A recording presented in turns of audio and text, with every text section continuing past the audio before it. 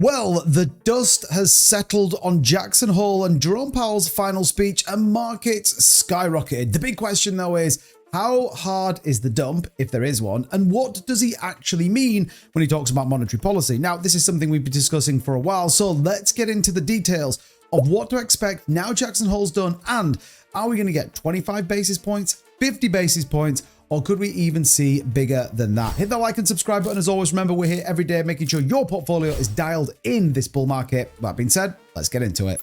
So who called it? Freaking I didn't call it. Jerome Powell probably came out and was as bullish as he possibly could yesterday at the Jackson Hole speech. In fact, he sent markets skyrocketing with Ethereum breaking a brand new all-time high, Bitcoin back above 117. And the question now is, what is going to happen next? Everybody is calling, expecting, or maybe not hoping that the market now continues and we see new all-time highs. The weekends tend to be a little bit disappointing, so we are going to stay very close to it. But there are some interesting things that came out of the Jackson Hole Symposium, and more importantly, there are definitely some changes coming to monetary policy, which, by the way, will be good news for risk assets.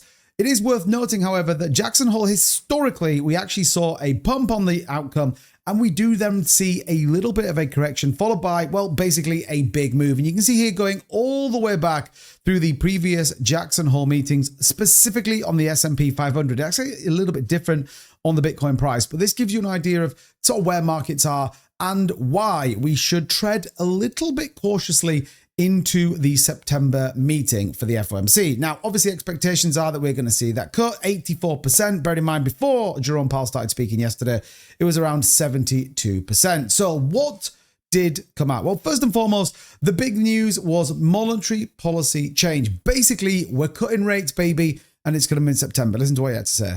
In the near term, risks to inflation are tilted to the upside and risks to employment to the downside, a challenging situation.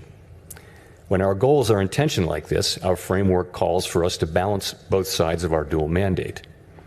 Our policy rate is now 100 basis points closer to neutral than it was a year ago, and the stability of the unemployment rate and other labor market measures allows us to proceed carefully as we consider changes to our policy stance.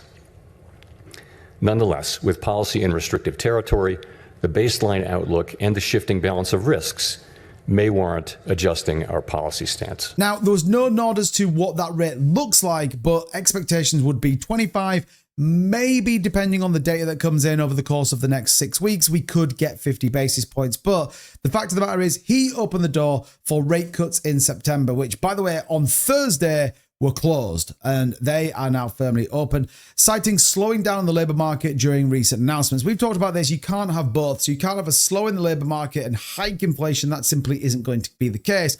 If you slow the labor market, you have to bring inflation down.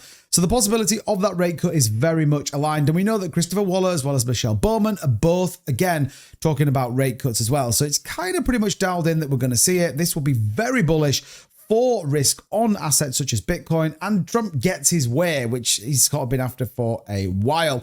The reality is, though, that even with that excitement news, we're actually seeing a slight shift in the markets. Now, I am officially here for you guys talking about the alt season. I think it's fair to say that it's here. Many people are still debating it, but just quickly look at Bitcoin dominance at around 58.4, breaking way below this chart that I've been talking about. This is a key indicator in my opinion, and Ethereum versus BTC looking very good as well. So we actually can see this as well on exchanges. We actually now see a slight reserve increase on Bitcoin and a decrease on Ethereum. That means people are going into Ethereum, they're going into altcoins, and we could see a crazy move coming on Monday as those treasury companies continue to buy significant amounts. And that's why we're seeing huge spikes on Ethereum, rockets into a new lifetime high, nearly 4 years, and a market cap of nearly $600 billion.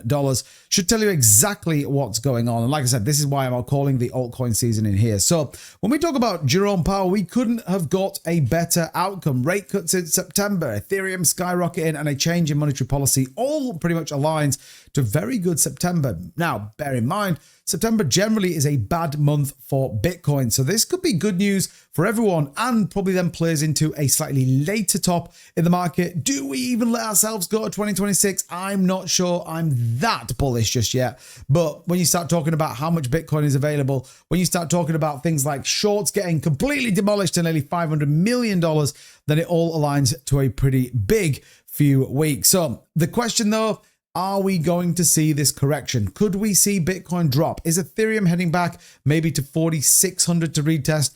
Eyes are on this weekend, but I think if we stay solid and we don't see that big correction again, well, guess what? I think Monday and Tuesday after the bank holiday could be epic for markets. The big question though is, what are you doing with yours? Is this a good time to take a little bit of money off the table and get ready for a dip? Always up to you. As always though, don't forget to hit the like button, subscribe to the channel, and don't forget, join our free Discord as well. We are building that out with some amazing community members, as well as starting to really build out some key tools to make sure you're dialed in this bull market. As always, thanks so much everybody. Catch you in the next one. Bye-bye.